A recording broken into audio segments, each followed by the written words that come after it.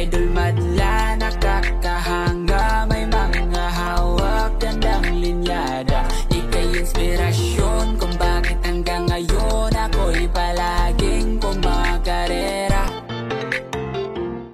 First day ligo ng mga one-tie birds natin na si Balanar sa si Taiwan Hen. Medyo gutom na naman yung mga to. Kita nyo, nagwawala na naman. No? So every time na nakikita ko ng dalawa na to, gusto nila lumabas. No? So talagang sanay na sila na ako yung nakikita nilang magpapakain sa kanila. So medyo ano na sila, malagkit na eh. Kaya pawawalan muna natin. Tanggalin ko lang tong mga ano nila, harang sa cage. Pero may tubig naman to, di man ohaw yan. Ayan oh, may tubig sila. So good thing na ano, may na silang uminom ng tubig. Ayan. So, kunin natin. Ito muna si Taiwan Hen. Ayan, dahil mas mailap to, una natin siyang lalabas. Ayan. Lagyan natin dyan. Ayan. Tingnan natin kung maliligo siya. Oh, ito pa, si Balanar naman. Oops, papasok agad. Medyo ano na siyang mag-trap. Si Balanar, medyo galit-galit pa eh. Ayan, kunin natin. Ayan. Ayun, lumilipad-lipad na siya. Ayan pa isa. Ayan, ligo kayo dyan. Oh. Oh. Try natin kung maliligo sila. Ligo-ligo boy. Ito nagagalit sa akin mga kalapatids eh. Imbis na maligo to, nagsisiga eh. Try natin kung lilipad. Lipad boy. Ito. Yan. Okay, ligo. Ayan oh. Sumasakay na sa cellphone mga kalapatids. Dahil nagagalit na siya. Sumasampa na sa cellphone ngayon. Oh, balik ka na dyan. Yan, ligo. Ligo kayo dyan. Yan. Sige, sampa. Lilipad na naman to mga kalapatid. Ayan na naman siya.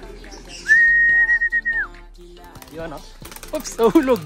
Kasi nga, wala siyang bagwis. Pero pag nagka-bagwis naman to, hindi na siya mahihirapan. Ayan na, nahulog na sa tubig. Katatalo dyan, madumi dyan. Uy! Ah, magaling. Magaling siyang magsampa-sampa. Boy, lin mo boy. Pauloy natin kay madla to. Baka kasi tumalon sa ilog eh. Yeah!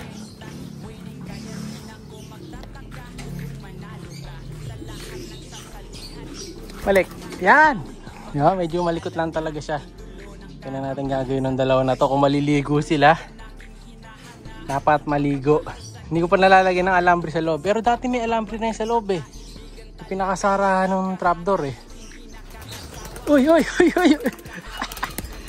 Lumilipad din yung hen natin mga kalapatids. Ayan, tingnan natin. Ayan, tapak natin siya sa tubig. Ah, maligo muna kayo. Dahil matagal-tagal na sila din nakakaligo. Tingin ko kulang pa sa kanila yung binigay nating ano eh. Yung binigay kong patoka. Dahil nga sinasanay ko sila ng ano lang, ng one day eat. Yan, tingnan natin dito. Kung maliligo na yung dalawa na to. Liligo ba kayo guys? Ligo na.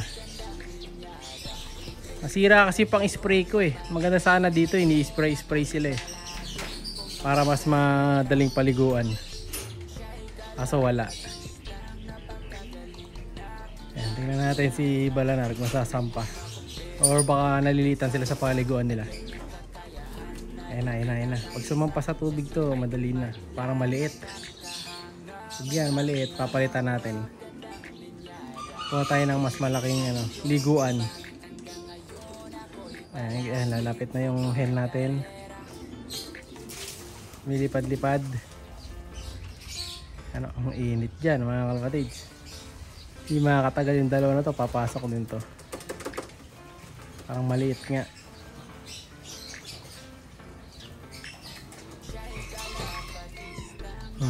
Okay, lipad-lipad. Ayan, maliligo na yata yung hen natin. Sumasampa na siya unti-unti. Sige boy, girl, maligo ka na. Ayan oh. Ayan na, ayan. Nakikita na niya, pwedeng maligo. Pasok na. Sampa na, ayan oh. Nakikita na rin ng barako ni Balanar. Ayan na. Yun. Ligo na sila mga kalapatids. Ayan na. Start na. Let's go.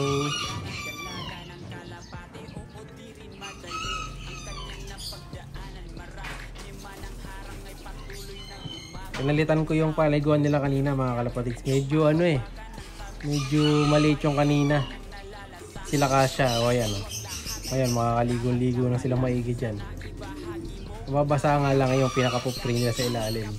Pero di bale, lilinisin ko na lang mamaya. Ayan o. Galing no? Diba? Swak na swak sa kanila. So yun yung ginagamit kong paliguan nila. Yung lalagyan ng pintura. Solid na solid. Enjoy na enjoy tuloy sila ngayon sa paliligo. Ayan o. Suka lang sa tubig. Tapos lalagyan ng pintura. Pwede na. Kung may batsa kayo maliit, mas maganda.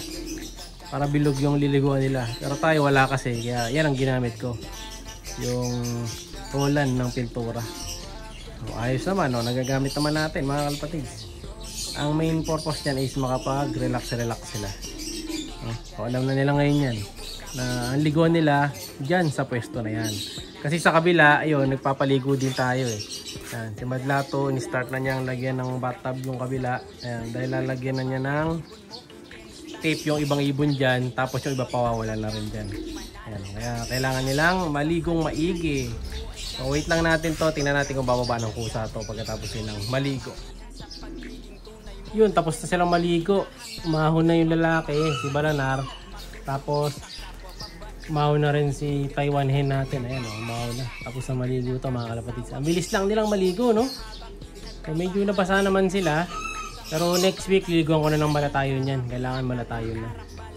Para mas malinis, mas matanggal ang kuto. Bago natin magbisan yan. Okay, magpapatayo na sila. Yun ang sinasabi ko mga kalapatids. Umulan na. Lipat na natin sila. Yan, lipat na natin. Umulan na mga kalapatids. Kailangan na nilang umuwi. Tabi muna natin ito. May mga bata ako. Ba, guys. Sambasa ka pa. Pasok na. Ba. Oops. Ay, napapasok na. Nabasa yung ano nila, inuminan eh. Baba na boy. Yan, alright. Mahusay talaga tong bata ko na ito. Mabilis turuan eh. Ito naman. Hen, pasok na. Ito, sa kabila. Yan, sige, pasok. Yan, pasok na. Yan, nababad. So ngayon, mag-empake na tayo. So, ganun lang naman to mga kalapatids. So ayan, tapos tatali mo lang. Pero inaano ko to, pinapractice ko na ganito eh. Ayan o. Tapos bababa na natin. Ito. Yan, alright. Sarado na. Ito pa isa. Dahil mukhang uulan ng malakas. Yan, alright mga kalapatids. Ayos na ha. Bye! Siya'y kalapatistang napakagaling na kinakilala.